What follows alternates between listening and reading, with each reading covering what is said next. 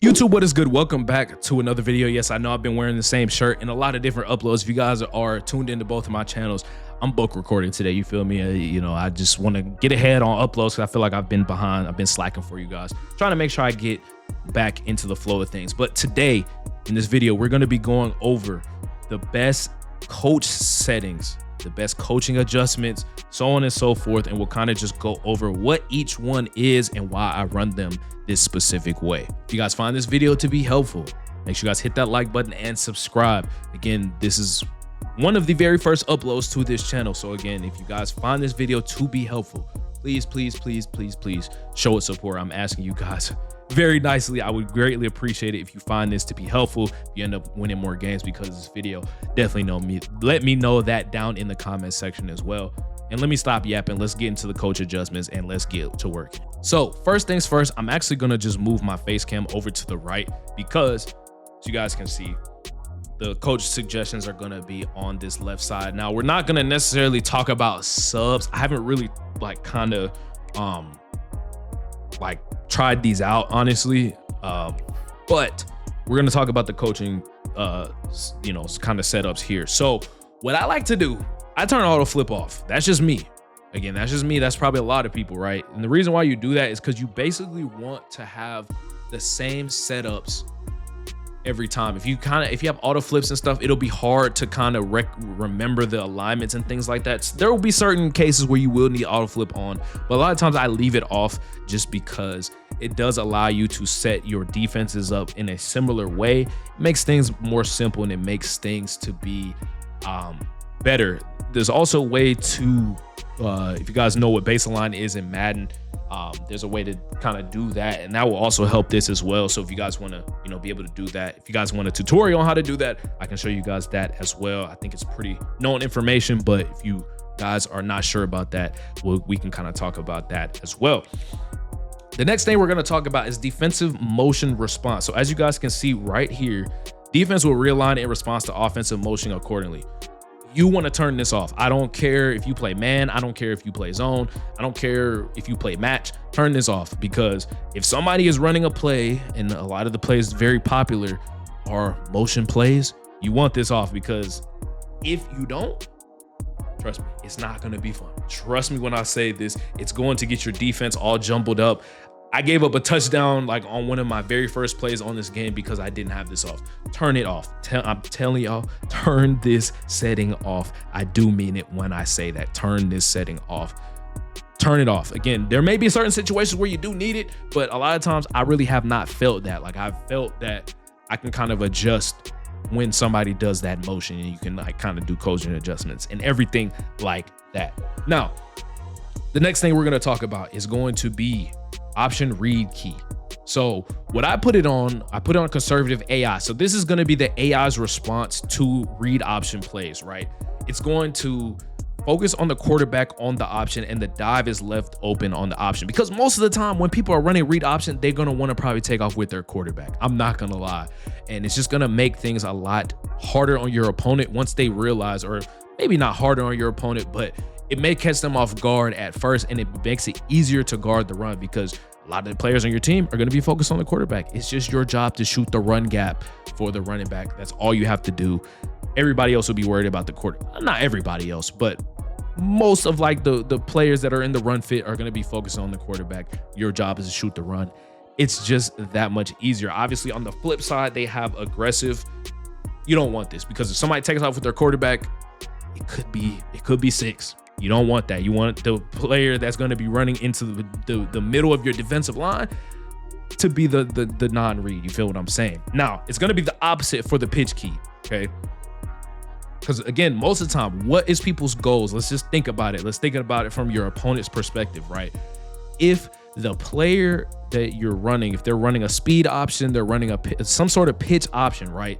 Most of the time, they're kind of using their quarterback as a decoy to be able to pitch it over to their running back. They're really not trying to make the read to keep it with the quarterback and run. Most of the time, when I've seen people, they try to pass the football to the running back. And that is what's going to stop this. That's why you put this setting on aggressive, because as you guys can see right here, it focuses on the pitch on the option.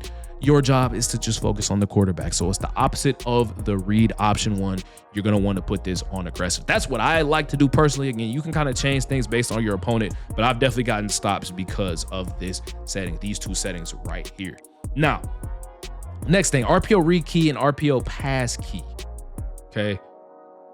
Again, same sort of thing, same sort of thought process when it comes to the RPO read key, because it's basically the same thing. If it's an RPO read, again, you want to have your team focus on the quarterback and the dive is left open. Obviously, they do have the pass option behind it, so you're gonna have to adjust behind that. But again, if they're running that RPO read, same sort of thing. It's the same sort of thing with just a regular read option. Same thing can be said on RPO pass key. Now, with this, it doesn't necessarily mean that your players are going to go guard the routes, because people can change the RPO routes this year. That is probably something that's honestly super annoying, but it will help kind of be able to guard this. I'm not saying this setting itself is going to stop every single RPO and every single setup in the game, but against most people, in my opinion, this should at least help a little bit.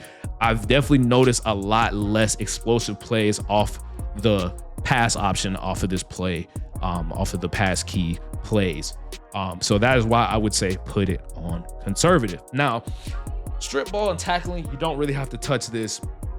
Now, I'll do a separate video talking about zone drops, because I think there's a lot to be kind of spoken about on zone drops. I personally don't run zone drops unless it is absolutely necessary, and I kind of see I think the only other thing is, like, I kind of see how my opponent's playing. If they're like attacking the sideline deep, I may adjust my zone drops or my hooks if it's like a short yardage situation or whatever the case may be. Again, I'll drop a separate video on that, but for the most part, at least on your just default, just beginning of the play, when you're first playing somebody, put your zone drops on default, leave it alone. I'm telling you guys, do that. Now, the last thing, and I think this is more so dependent on the type of defense that you do run and how confident you are in your safeties. What I personally do is I put them on close and I put them on pinch. This is going to help defend seam streaks because your safeties are going to be a little bit closer, and it also helps them play the run as well. They're not going to necessarily get beat over the top, because if you put tight on, you're going to get beat over the top. I'm gonna just let you know that almost never do you want this on if you're like deep, if they're like deep in your own territory, or so whatever the case may be, right? Like, the only time I really would recommend running this is like goal line situations. But again, for the most part, I come out in close and pinch. Again, you can kind of like change things up, if you want to do deep or prevent, in certain scenarios. It's definitely viable. It's definitely important. But I personally do close and pinch. I never do spread, because spread, I understand it says spread, but they align way too far. Obviously, again, if your opponent is running a more spread, formation, probably would be good to use it. But again, typically most people are not running those formations, so you can just put it on close and pinch and you'll be able to rock out, and your defense will be playing a lot better in that case. Now, the last thing I would say, safety midpoint, I don't really mess with this too much.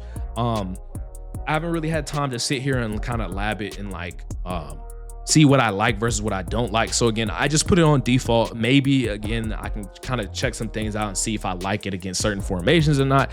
Maybe we'll drop a video on that in the future, but that is pretty much the defensive settings that I do run. And the reason why we didn't go over offensive settings in this video specifically is because the offensive adjustments, like the main thing people really were only changing was ball carrier stuff, but that's AI only now. So it doesn't really affect you as a ball carrier anymore. So there's really no reason to even really go over the offensive coaching adjustments. I think defensive coaching adjustments, especially because it's very hard to play defense on this game. If you feel lost on defense, trust me, I kind of do too at times. You guys understand what I'm saying. But that is going to wrap up today's video. Hopefully you guys did enjoy it. If you learned something new, or if you just were entertained, or you found this to be helpful, again, a like goes a long way, a subscribe goes a long way. So it would definitely be greatly appreciated if you guys could go ahead and do that, on the channel today and on this video. But that's going to wrap it up. Hopefully you guys enjoyed it, and we'll catch you on the next one. Peace.